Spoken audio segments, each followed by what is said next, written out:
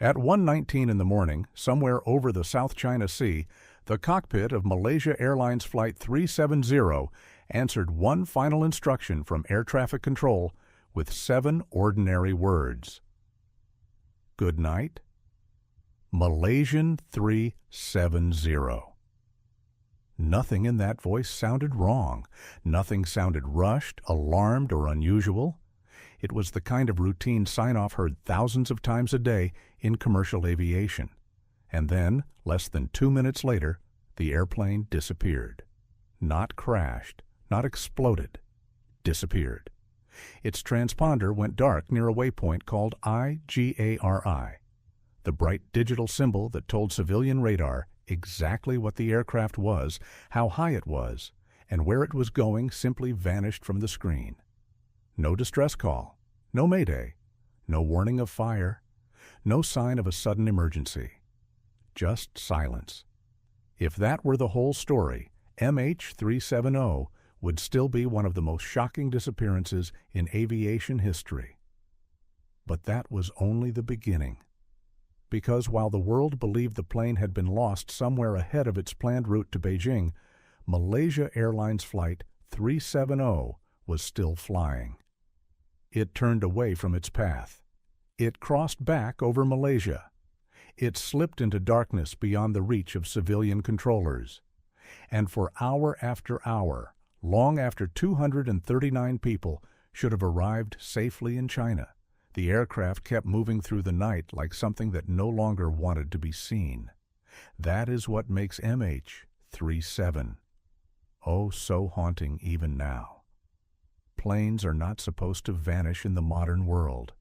Not a Boeing 777. Not one of the most sophisticated commercial aircraft ever built. Not an airliner connected to ground systems, watched by radar, monitored by controllers, and carrying hundreds of souls across heavily traveled airspace. A jet like that is supposed to leave a trail of data, signals, calls, witnesses, wreckage. It is supposed to be known. MH370. Oh, broke that assumption. In the early hours of March 8, 2014, the aircraft sat on the runway at Kuala Lumpur International Airport, preparing for a routine overnight flight to Beijing. On board were 227 passengers and 12 crew members, families, business travelers, children.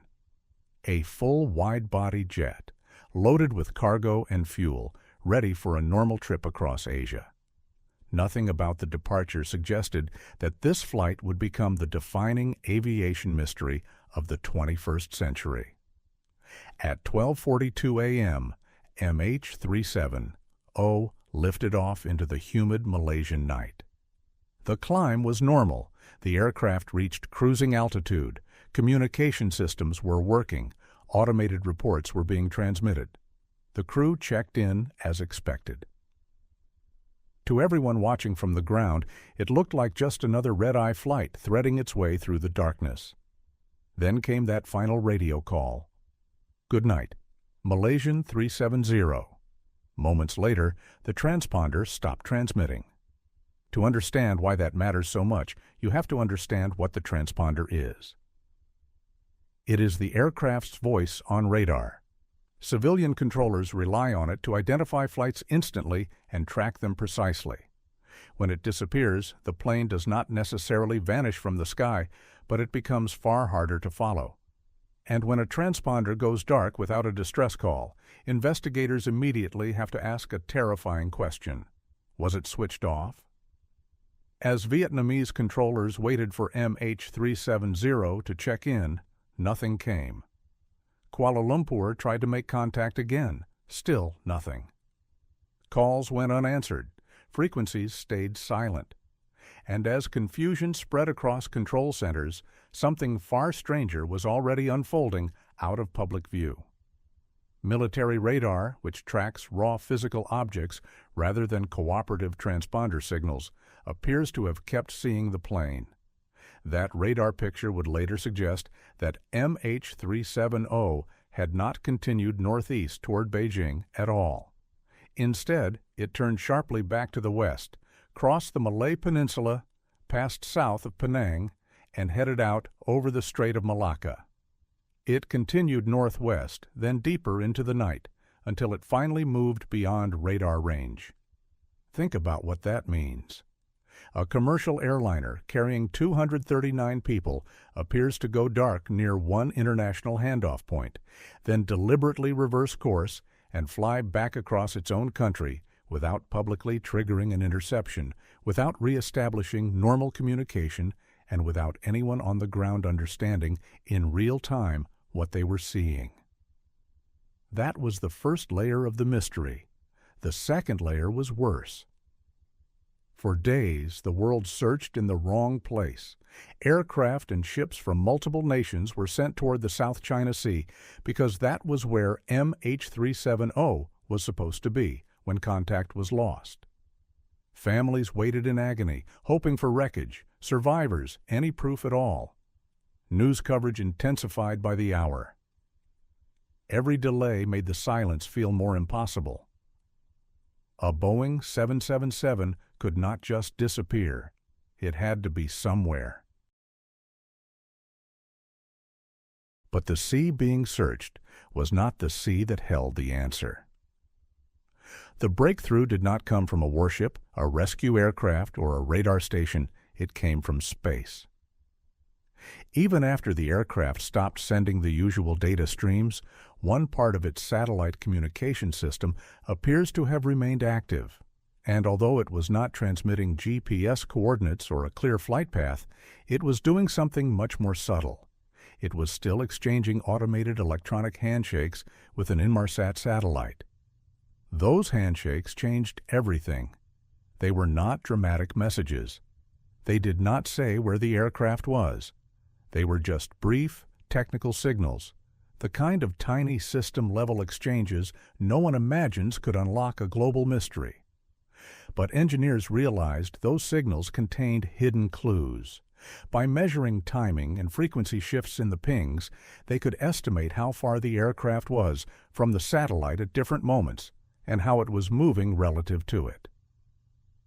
From those calculations came one of the most extraordinary reconstructions in aviation history. MH370 had not ended in the South China Sea. It had flown on for roughly 7 hours after disappearing from civilian radar, and there were really only two broad possibilities left. The plane had traveled north over land, where it likely would have been detected by other radar networks, or it had turned south into the vast emptiness of the Indian Ocean. As the data was refined, one conclusion grew harder and harder to escape. The plane had gone south, not toward cities, not toward major air routes, not toward an airport, south into one of the most remote and hostile stretches of ocean on Earth. That realization transformed the case from a missing aircraft event into something far darker. This was no longer just about losing contact. This was about intent or failure or both, on a scale almost too large to comprehend. Because if MH370 flew for hours into the southern Indian Ocean, then someone or something kept it flying. Systems had changed. The route had changed. The outcome had changed. The question was no longer only where it went. The question was why. The final satellite handshake came in the morning. After that, silence. Investigators believe the aircraft likely ran out of fuel around the end of that journey. If so, the engines would have flamed out, electrical systems would have degraded, and the plane would eventually have descended into the ocean somewhere along a vast curve known as the seventh arc. That arc became the line between knowledge and ignorance. Investigators knew, in the broadest sense, where the plane must have ended. But somewhere along a massive arc in the southern Indian Ocean is not an answer. It is a wound stretched across thousands of square kilometers of empty ocean. On March 24, 2014, families were told that MH370 was presumed lost with no survivors. There was no crash site to visit, no final image, no confirmed last moments. just a conclusion built from mathematics, signal analysis, and absence. For the families, that kind of loss is almost impossible to process. Grief usually arrives with something tangible, a body, a location, a timeline, a final certainty. MH370 offered none of those things. It left people trapped between hope and devastation, then replaced hope with a verdict the ocean had not yet physically confirmed. And so began one of the largest and most difficult search efforts in human history. The southern Indian Ocean is not just remote, it is brutal. Waves can be enormous. Weather shifts fast. The water is deep beyond imagination in places. The sea floor is not smooth and open like a parking lot waiting to be scanned. It is broken, mountainous, scarred with ridges, trenches, and terrain so complex that parts of it had to be mapped before search teams could even begin looking for wreckage. For years, ships with advanced sonar systems swept the seabed. Autonomous underwater vehicles descended into the dark. Search areas were refined, expanded, debated.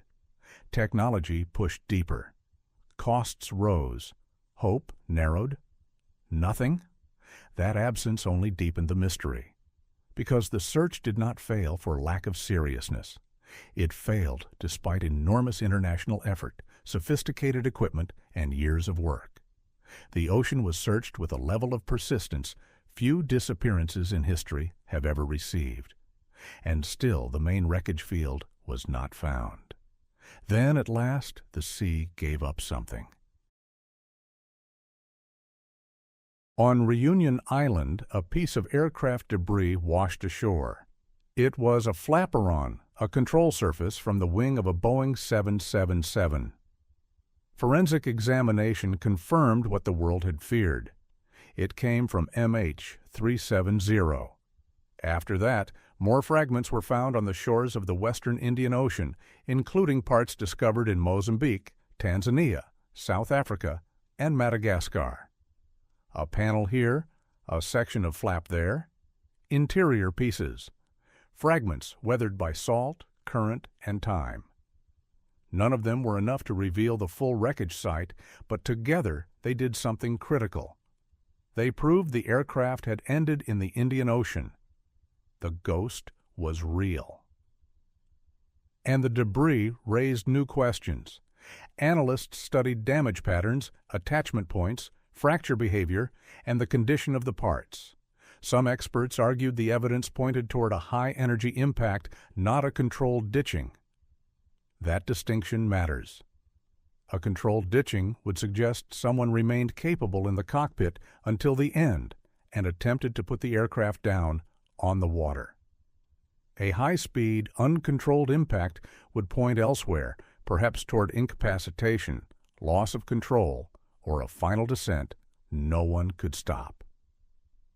This is where the mystery becomes most unsettling, because every major explanation leaves something unresolved. One theory suggests that MH370 became a ghost flight after a catastrophic event, perhaps decompression, perhaps fire, perhaps some emergency that incapacitated everyone on board. In that scenario, the aircraft could have continued on autopilot for hours, flying south until fuel exhaustion sent it into the ocean. It is a theory that explains the long, silent cruise and the absence of further communication. But it does not comfortably explain the turn. The turn matters.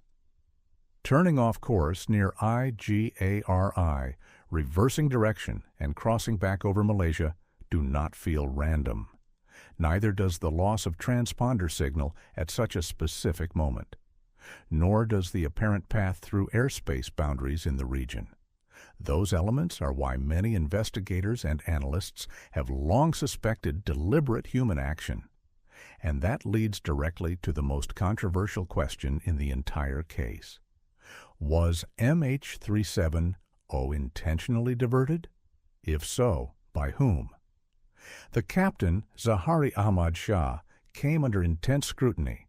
He was highly experienced, widely regarded as skilled and deeply interested in aviation. At his home, authorities examined a flight simulator. Later reporting revealed that deleted simulator data included routes that drew significant attention because some waypoints appeared broadly consistent with a path into the southern Indian Ocean. To some, that looked chilling. To others, it was far from proof. Flight simulation enthusiasts often create unusual routes.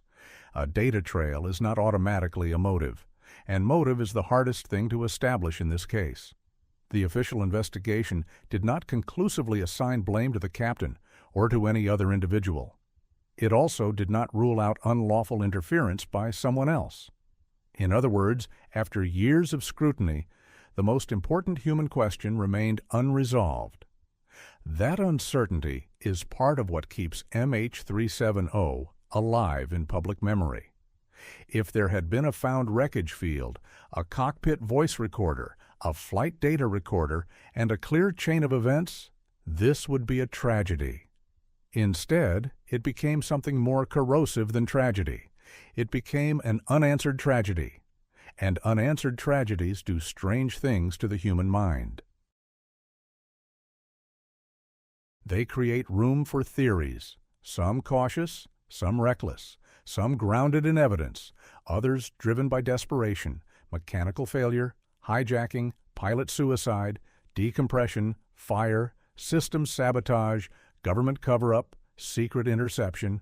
Remote oceans invite speculation because they hide evidence, and where evidence is missing, imagination rushes in.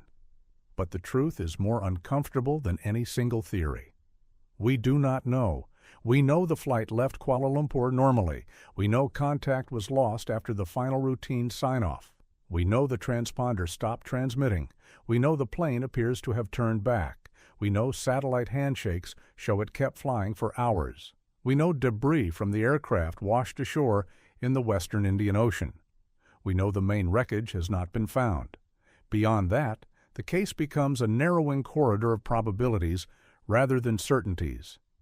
Even now, researchers continue trying to solve it from the edges. Some analyze radio signal anomalies, others study ocean drift models, hydroacoustic data, satellite interpretations, and alternate search zones. New search efforts have been proposed, sometimes built around the idea that the original underwater hunt may have missed the true crash site by a relatively small but fatal margin.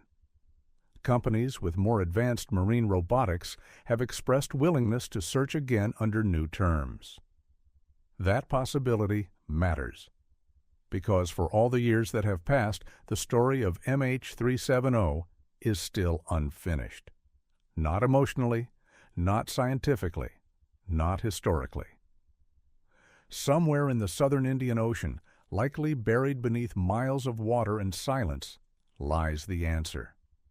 Perhaps the wreckage field is compact and hidden in terrain previous sonar passes could not clearly resolve.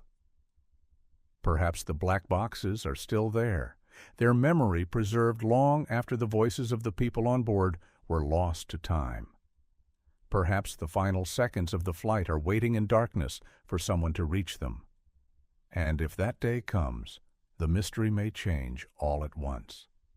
A single recovered recorder could tell us whether there was panic in the cockpit or eerie calm, whether alarms sounded, whether someone was conscious at the end, whether the final turn south was programmed, improvised, or forced, whether this was a terrible chain of technical failures or a deliberate act carried out in silence. Until then, MH370 remains suspended between fact and abyss. That is why the case still grips the world more than a decade later. Not just because a plane disappeared, but because it disappeared in a way that attacked modern certainty. It exposed the limits of tracking, the limits of surveillance, the limits of search technology, and the limits of what grieving families can be told when the ocean keeps the final evidence for itself. 239 people boarded a routine overnight flight. They were supposed to land in Beijing a few hours later. Instead, they entered one of the most profound voids in modern history. No confirmed final message, no discovered wreckage field, no agreed final narrative. Just data, debris, distance, and silence. And maybe that is the most disturbing part of all. Not that MH370 vanished, but that, for hours after the world lost it, the aircraft was still out there somewhere in the darkness, flying on, carrying hundreds of lives toward a place so remote that even now, after all the searching, all the analysis, and all the years, the ocean still has not given them back.